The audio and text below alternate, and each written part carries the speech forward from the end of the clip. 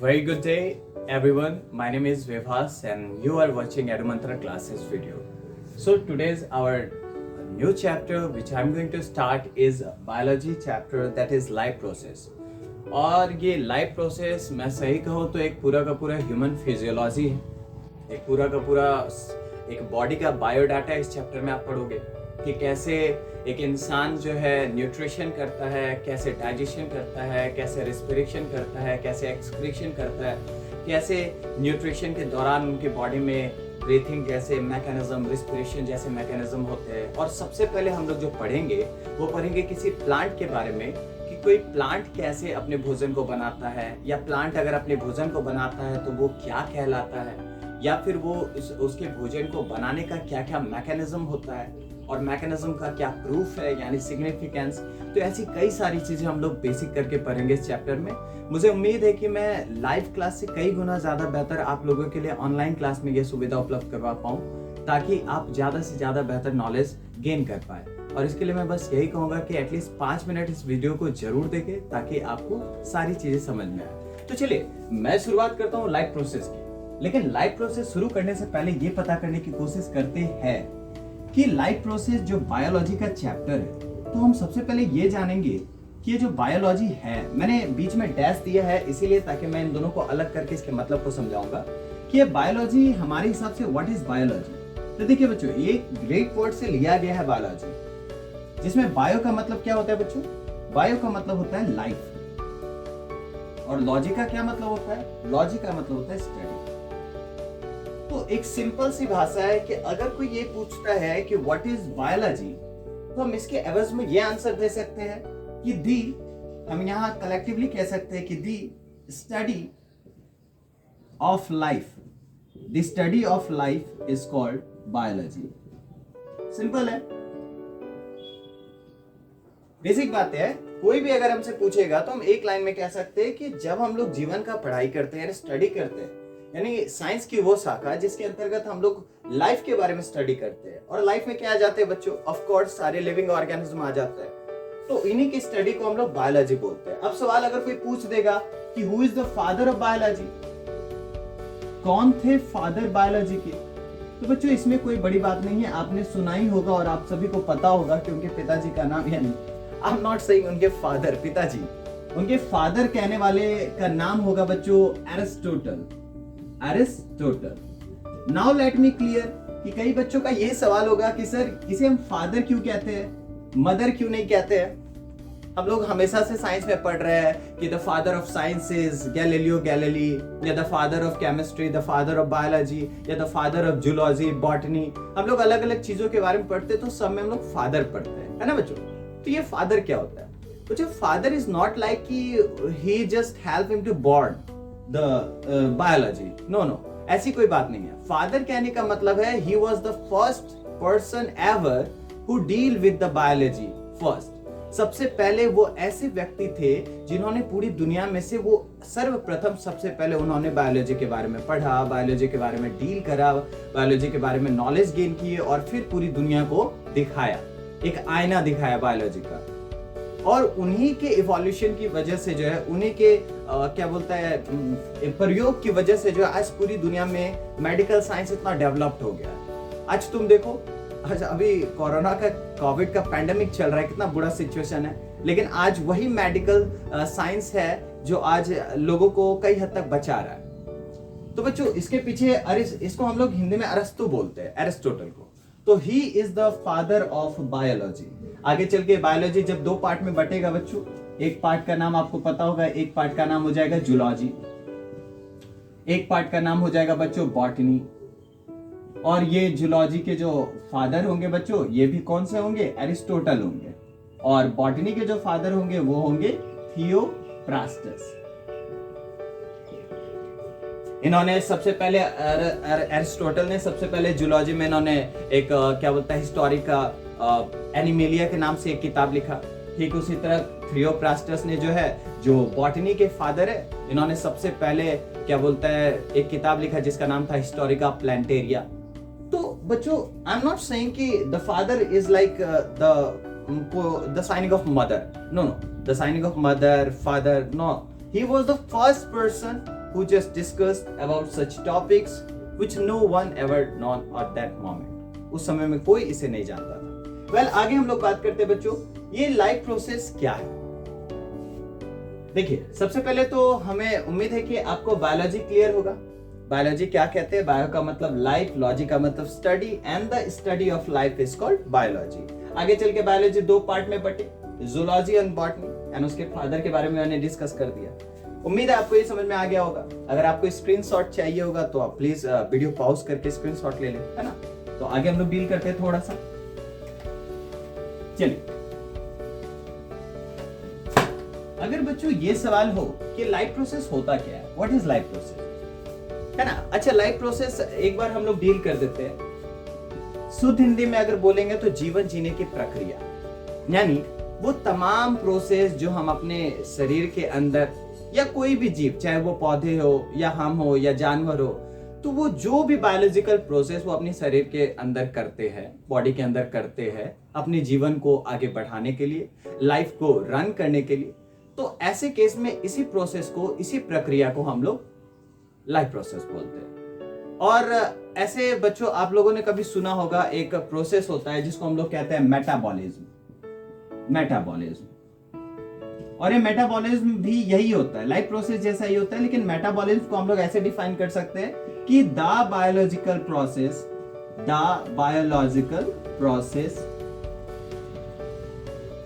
which is performed in our body. देखिए, आप बोलोगे कि सर अभी जो आपने डिफरेंस बताया लाइफ प्रोसेस का भी डेफिनेशन क्या हो जाएगा? जैसे ऐसा होगा, the basic functions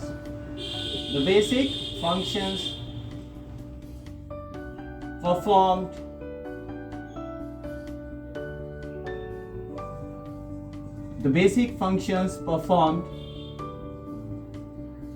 by the organism to sustain its life,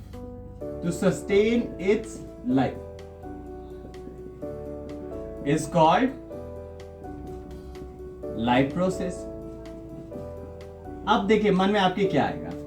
आपके मन में आएगा सर अभी जस्ट आपने मेटाबॉलिज्म का ये डेफिनेशन बताया कि जो भी बायोलॉजिकल प्रोसेस हमारे शरीर में होते हैं उसे हम मेटाबॉलिज्म कहते हैं, और आपने यहाँ बताया कि the basic functions performed in by the organism to sustain its life is called life process. तो इसमें और इसमें डिफरेंस क्या रह गया? है ना डिफरेंस, थोड़ा सा है ना. थोड़ा सा ये है कि बायोलॉजिकल प्रोसेस हमारी बॉडी के अंदर कई सारे होते हैं. जैसे मान के चलो बच्चों, अगर आपने केमिस्ट्री पढ़ा है और आपने थोड़ा सा नॉलेज और रखा है तो आपको ये जरूर पता होगा कि हमारी बॉडी के अंदर जितने भी बायोलॉजिकल प्रोसेस होते हैं वो सारे के सारे रिएक्शंस के रूप में होते हैं. मतलब हमारी बॉडी में केमिकल रिएक्शंस होते हैं, है ना. तो केमिकल रिएक्शंस हमारी बॉडी के लिए बेनिफिट होते हैं, ये किसने कहा? कुछ केमिकल रिएक्शंस ऐसे होते हैं जो हमारी बॉडी के अंदर एसिडिटी जैसे सिम्टम्स ले आते हैं, जिसमें खट्टा ढकार और कई सारी अलग अलग चीजें आती है. अब हो सकता है कि इस दौरान हमारी बॉडी के अंदर ज्यादा एसिड पैदा हो गया हो जिसकी वजह से ऐसा कुछ हो रहा हो. तो बच्चों, बायोलॉजिकल प्रोसेस सिर्फ हमारी लाइफ को आगे बढ़ाने के लिए रिस्पॉन्सिबल नहीं होते. कुछ बायोलॉजिकल प्रोसेस बॉडी के मैकेनिज्म में इरप्शन के कारण हो जाते हैं जो हमारी लाइफ में प्रॉब्लम क्रिएट करते हैं. तो इसका मतलब ये हम कह रहे हैं कि वो बायोलॉजिकल प्रोसेस जिसकी वजह से हम अपने जीवन को आगे बढ़ा पाए, उस प्रोसेस को लाइफ प्रोसेस कहते हैं.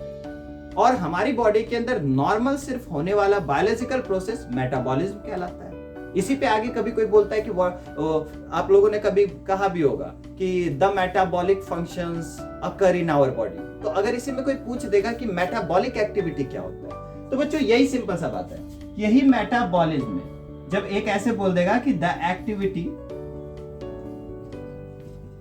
ऑफ मेटाबॉलिज्म, एक लाइन में आप लोग बोल दीजिएगा, the activity of metabolism is called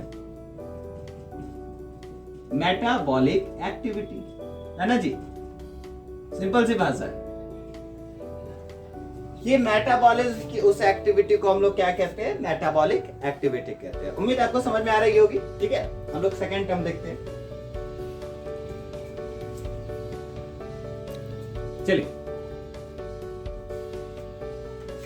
चलिए बच्चों, अब यही जो है मेटाबॉलिज्म में आगे पढ़ोगे आप लोग कि मेटाबॉलिज्म दो पार्ट में बटे हैं. एक का नाम कैटाबॉलिज्म है, एक का नाम एनाबॉलिज्म. जिसमें कैटाबॉलिज्म को हम लोग डिस्ट्रक्टिव प्रोसेस कहते हैं, दूसरी तरफ एनाबॉलिज्म को हम लोग कंस्ट्रक्टिव प्रोसेस कहते हैं। तो ये सब थोड़ा बहुत बेसिक पढ़े होंगे। वेल, हम आगे बात करते हैं बच्चों कि ये जो लाइफ प्रोसेस है, यानी जीवन जीने की वो विशेषता, यानी वो फंक्शंस जो हमारी बॉडी के अंदर होती है, जिसकी वजह से हम अपनी लाइफ को आगे बढ़ा पाते हैं, उसे हम कहते हैं लाइफ प्रोसेस। और इसके एग्जाम्पल में आप लोग पढ़ोगे कई सारी चीजें होती हैं। जैसे क्या?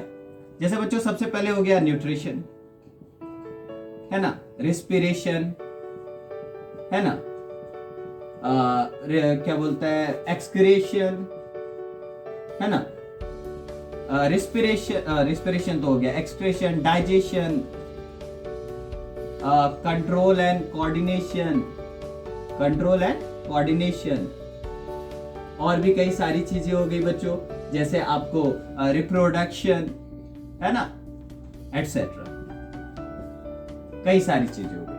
वेल बच्चों, अगर इसी में कभी एक सवाल ऐसा क्रिएट हो गया आ जाए कि अकॉर्डिंग टू यू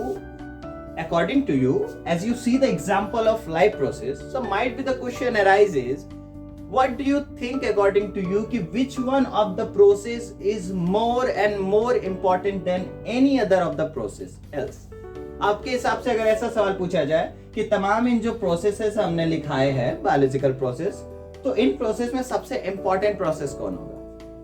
तो इसके जवाब में बच्चों एक बात आप जान लो कि सबसे इंपॉर्टेंट जो होगा वो होगा न्यूट्रिशन। अब सवाल आपके मन में जरूर आएगा, सर क्यों? आपके हमारे हिसाब से सर रिप्रोडक्शन भी तो एक काफी बड़ा प्रोसेस है, क्योंकि ये एक ऐसा प्रोसेस है जो हमारे जनरेशन को बरकरार रखता है। यानी रिप्रोडक्शन के प्रोसेस से हम आने वाले समय में अपने जनरेशन को आगे बढ़ा सकते हैं, और हमारी इस हिसाब से हमारी आइडेंटिटी जो है हमारे मरने के बाद भी जिंदा रहेगी। जैसे देखो ना, महात्मा गांधी, तो ऐसे ऐसे कई सारे आइडेंटिटी है जो हमारी दुनिया से जा चुके हैं, बट फिर भी हम लोग उनको याद रखते हैं।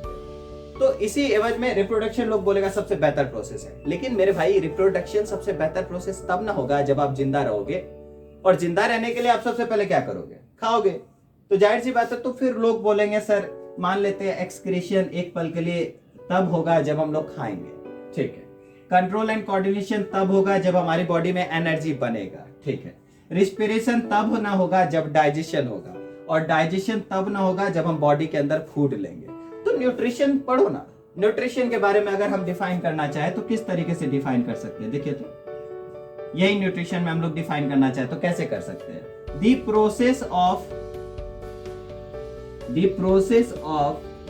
टेकिंग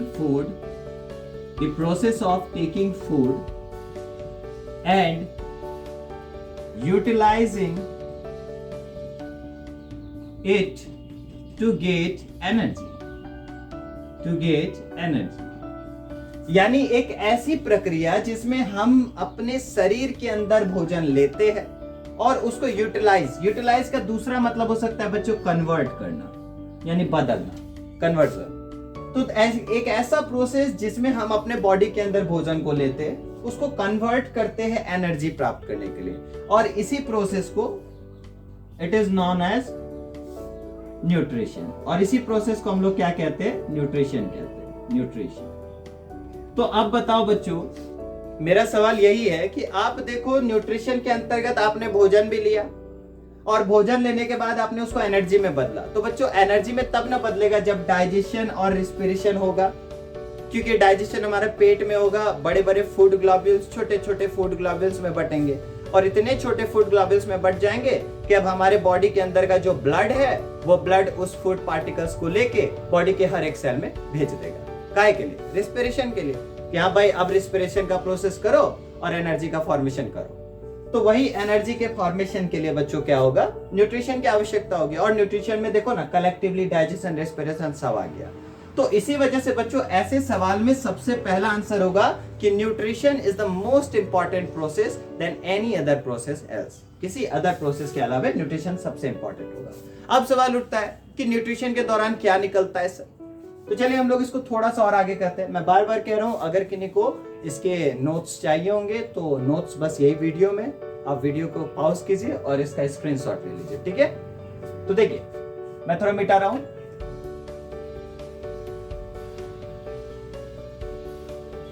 तो बच्चों हमने पढ़ा कि न्यूट्रिशन जो होता है वो एक ऐसा प्रोसेस होता है जिसमें बॉडी के अंदर भोजन लिया जाता है, उसको यूटिलाइज किया जाता है और उससे एनर्जी प्राप्त किया जाता है। तो न्यूट्रिशन के अंतर्गत जो एनर्जी प्राप्त होंगे उनमें से उसको हम लोग कलेक्टिवली कह सकते हैं न्यूट्रिएंट्स, नहीं न्यूट्रिएंट्स कह सकते। तो इसी न्यूट्रिएंट्स को अगर हम लोग डिफाइन करना चाहे तो बड़े आसान से कह सकते हैं कि द इम्पोर्टेंट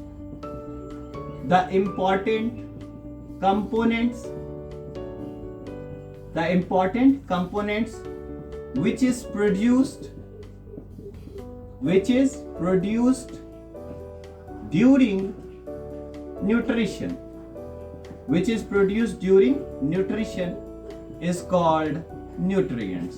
सिंपल भाषा है ना बच्चों, एक ऐसी प्रक्रिया जिसके अंतर्गत न्यूट्रिशन के दौरान जो एनर्जी यानी न्यूट्रिएंट्स, जो इंपॉर्टेंट कंपोनेंट्स का फॉर्मेशन होता है उसे ही हम लोग कहते हैं nutrients.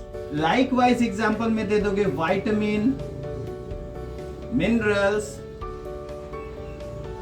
Calcium, protein, fat, carbohydrate etcetera, बहुत सारी चीजें बनेगी बॉडी के अंदर, गिनती नहीं है उसकी, है ना। चलो अब बच्चों सवाल उठता है, एक एग्जांपल में एटसेट्रा देख लीजिएगा। एक सवाल है बच्चों, एक मतलब थोड़ा सा एक छोटा सा पॉइंट बता रहे बच्चों, फैट और कार्बोहाइड्रेट के बारे में छोटा सा पॉइंट है, थोड़ा सा समझने का कोशिश कीजिएगा। बच्चों सवाल उठता है कि हमारे बॉडी में फैट भी बनते हैं और हमारे बॉडी में कार्बोहाइड्रेट भी बनते हैं। और एक सवाल ना बहुत बार पूछा जाता है कि बच्चों हमारे बॉडी के अंदर जो एनर्जी देता है वो एनर्जी कौन देता है? तो आप लोग तुरंत बोल देते हो सर कार्बोहाइड्रेट। अच्छी बात है, कार्बोहाइड्रेट देता है, अच्छी बात है। लेकिन सवाल उठता है कि जो आपका एनर्जी निकल रहा है ना, कार्बोहाइड्रेट में जो एनर्जी निकल रहा है, तो ऐसे पूछा जाएगा कि हमारे बॉडी में सबसे ज्यादा एनर्जी किसके पास होता है प्रोवाइड करने के लिए? तब आंसर में आता है फैट। यानी कार्बोहाइड्रेट से भी ज्यादा एनर्जी फैट में होता है, यानी फैट प्रोड्यूस करता है कार्बोहाइड्रेट से भी ज्यादा एनर्जी। तो अब सवाल होगा फिर सर हम लोग क्यों कार्बोहाइड्रेट का इस्तेमाल करते हैं, हम लोग फैट का इस्तेमाल क्यों नहीं करते? अब यही तो सवाल है। तब यहाँ पे जवाब क्या हो सकता है बच्चों कि फैट जो है वो लेयर में मौजूद रहते हैं, लेयर में, है ना, और कार्बोहाइड्रेट इजीली जो है टूट सकते हैं। तो कार्बोहाइड्रेट जो है आपको क्या बोलता है, वो लेयर में मौजूद नहीं होते, not present in layer, no layer. और ये जो है ना फैट, ये जल्दी टूटते नहीं है, ये लेयर में जमा हो जाते हैं हमारे स्किन के अंदर, एपिथेलियम टिश्यू के अंदर पूरे के पूरे पीले कलर का एक फैट जमा हो जाता है। आप लोग YouTube पे एक वीडियो सर्च करना, डॉक्टर अमजद भट्ट चैनल है, उसमें भी देखना कई सारे आपको पोस्टमार्टम या ऑपरेशन वगैरह में दिखाएगा कि बॉडी के अंदर कैसे फैट का लेयर जमा होता है, येलो कलर का। तो कार्बोहाइड्रेट में कोई लेयर नहीं होते, फैट में लेयर होता है हमारी बॉडी के अंदर। और बात करें तो फैट आगे चल के टूटेंगे, जरूर टूटेंगे, मैं कंडीशन भी बताऊंगा कल। लेकिन कार्बोहाइड्रेट में ना बच्चों, कार्बोहाइड्रेट दो रूप में बढ़ जाते हैं। कार्बोहाइड्रेट एक बढ़ जाते हैं स्टार्च के रूप में और एक बढ़ जाते हैं ग्लाइकोजेन के रूप में, स्टार्च और ग्लाइकोजेन। अब सवाल उठता है सर ये कार्बोहाइड्रेट में स्टार्च और ग्लाइकोजेन क्या है? तो बच्चों स्टार्च वो एनर्जी है जो हमारी बॉडी के अंदर तुरंत यूटिलाइज्ड हो जाता है, फास्टली यूटिलाइज हो जाता है, काफी जल्दी यूटिलाइज हो जाता है हमारी बॉडी के अंदर, और इसी वजह से हम लोग स्टार्च को ही एनर्जी के रूप में इस्तेमाल करते हैं। और ग्लाइकोजेन वैसा नहीं होता बच्चों, कभी हमें 100 रुपए मिले खर्चे करने को तो हमने क्या किया कि हमें पता है कि हमारे पास सिर्फ 100 रुपए खर्चे करने को, तो हमने 50 रुपए रख लिया और 50 रुपए का सामान खरीद दिया खाने पीने का। तो 50 रुपए हमने रखा क्यों? क्योंकि हमें पता है कि अब इन 100 रुपए को अगर हम खर्चा करेंगे तो फिर आगे मेरे पास पैसे नहीं होंगे, तो मैंने ना उसको सेविंग करा फ्यूचर यूज के लिए। ठीक उसी तरह बच्चों हमारी बॉडी में कार्बोहाइड्रेट भी दो रूप में टूटता है, एक स्टार्च के रूप में जो हमारी बॉडी में तुरंत यूटिलाइज होता है और एनर्जी देता है, और दूसरा ग्लाइकोजेन के रूप में। और ये ग्लाइकोजेन क्या होता है? स्टोर्ड फॉर्म ऑफ एनर्जी होता है, स्टोर्ड फॉर्म ऑफ एनर्जी। अब मैं कह रहा हूं कि बच्चों ये जो फैट होते हैं ये लेयर में रहते हैं, तो फिर ये एनर्जी का प्रोवाइड करेंगे। तो बच्चों इसको एनर्जी का इमरजेंसी प्रोवाइडर कहा जाता है। यानी जब हम लोग फास्टिंग वगैरह में रहते हैं ना, फास्टिंग में यानी भूखे रहते हैं, अभी रमजान का समय चल रहा है आई थिंक, तो हर लोग जो है रमजान रोजा रखते हैं, है ना, तो रोजा रखते हैं तो उन्हें भी अच्छे से पता होगा कि महीना भर में उनकी जो साल भर की कमाई गई जो हेल्थ होती है वो महीने भर में खत्म हो जाता है, यानी पूरा का पूरा लेयर डिस्ट्रॉय हो जाता है। तो बच्चों फास्टिंग के दौरान जब आप भोजन नहीं खा रहे होते हो तो उस दौरान क्या होता है कि आपका फैट का लेयर जो है ना ऑटोमेटिकली डिस्ट्रॉय होता है और एनर्जी प्रोवाइड करता है हमारी बॉडी को। तो इस तरीके से हमारी बॉडी में एनर्जी का काम होता है। तो ये तो छोटा सा कॉन्सेप्ट था सिर्फ समझाने के लिए, उम्मीद है आप लोगों को समझ में आया होगा। ठीक है, अब बच्चों एक सवाल सबसे पहले होता है कि हमने न्यूट्रिशन किया, एनर्जी का फॉर्मेशन किया और इसी आधार पे हमने न्यूट्रिएंट्स भी पढ़ा और न्यूट्रिएंट्स के हमने टाइप्स भी पढ़े। लेकिन सवाल उठता है कि आखिर न्यूट्रिशन हमने कैसे किया। तो कोई भी बोलेगा सर फूड खाए इसलिए की, तो फूड क्या होता है? अगर कोई ऐसा सवाल कर देगा कि व्हाट इज फूड, बेसिक बता रहे बच्चों, आज सिर्फ बेसिक बता रहे हैं, उम्मीद है आपको समझ में आ रहा होगा। और मुझे जरूर रिस्पांस दीजिएगा कमेंट में कैसा लगा। अगर कमेंट में रिप्लाई नहीं दोगे तो मैं आगे वीडियो कैसे बनाऊंगा, क्योंकि मुझे भी जानना है कि आपको समझ में आ रहा है कि नहीं। ठीक है, तो अगर बच्चों कोई आपसे पूछे कि व्हाट इज फूड, फूड क्या होता है, तो आप बोलोगे सर द एडिबल सब्सटेंस, खाने वाला सब्सटेंस, भोजन है सर। और क्या बोलोगे? और पूछेगा कि नहीं और कुछ एक्सप्लेन करो, तो बोले सर दाल भात चावल मैगी चूड़ा दही जो भी सर खा ले वो सारा मेरा भोजन है। लेकिन बच्चों क्या ये सही डेफिनेशन होगा कि दही चावल गेहूं ये सब खाना है, this is food? Of course अच्छी बात है, फूड है, बट क्या ये डेफिनेशन सही है फूड का? नहीं होगा, ऑफ कोर्स नहीं होगा। तो फूड का डेफिनेशन क्या हो सकता है? तो लोग कह सकते हैं, सिंपल भाषा में कह सकते हैं कि दी कॉम्बिनेशन। आप बोलोगे सर कहां 5-6 का पढ़ा रहे हैं, लेकिन क्या करें, आप 5-6 का अगर पढ़े होते तो मुझे आज पढ़ाना नहीं पड़ता। तो the combination of organic and inorganic substance, दोनों ही चीजों का कॉम्बिनेशन होता है बच्चों ये food substance, which when goes down in body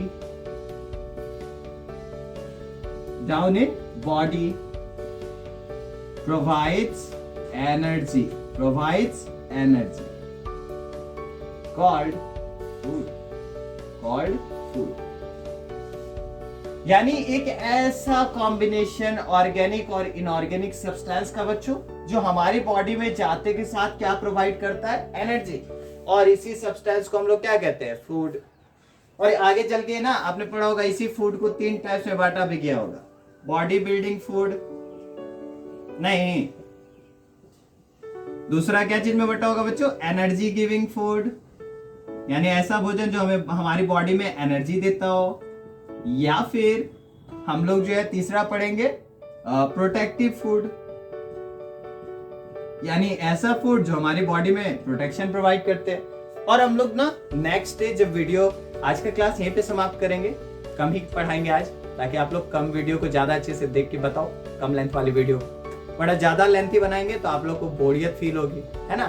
तो किसी भी प्रकार का अगर इम्प्रूवमेंट चाहते हो तो आप मुझे कमेंट कर सकते हो, ताकि मैं इस लॉकडाउन में आपके लिए और ज्यादा से ज्यादा बेहतर क्वालिटी के साथ और कंटेंट के साथ वीडियो लाऊं। ठीक है, तो मैं इन तीनों को नेक्स्ट वाले पार्ट में जरूर डील करूंगा कि इन तीनों में न्यूट्रिएंट्स को किस तरीके से अरेंज किया जाए। या आप लोगों के पास टाइम हो तो आप लोग जरूर बताइएगा कि जितने भी अभी हमने पिछले टर्न में न्यूट्रिएंट्स के नाम लिखाए थे, प्रोटीन, कैल्शियम, विटामिन, रफेज जो भी थे, तो आप इन तीनों में से उस न्यूट्रिएंट्स को डिवाइड कीजिएगा। जैसे एग्जांपल में कि बॉडी बिल्डिंग बनाने के लिए हमारा एक एग्जांपल प्रोटीन हो गया, उसी तरह एनर्जी गिविंग के लिए फैट हो गया, या फिर प्रोटेक्टिव फूड के लिए विटामिन हो गया, है ना। तो इसी तरीके से आप एक डाटा बना के मुझे कमेंट में सेंड करना। उम्मीद है आप सभी को बच्चों क्लास 10th का ये पहला चैप्टर बायोलॉजी का लाइफ प्रोसेस समझ में आया होगा। ठीक है, और thank you so much, have a nice day, bye.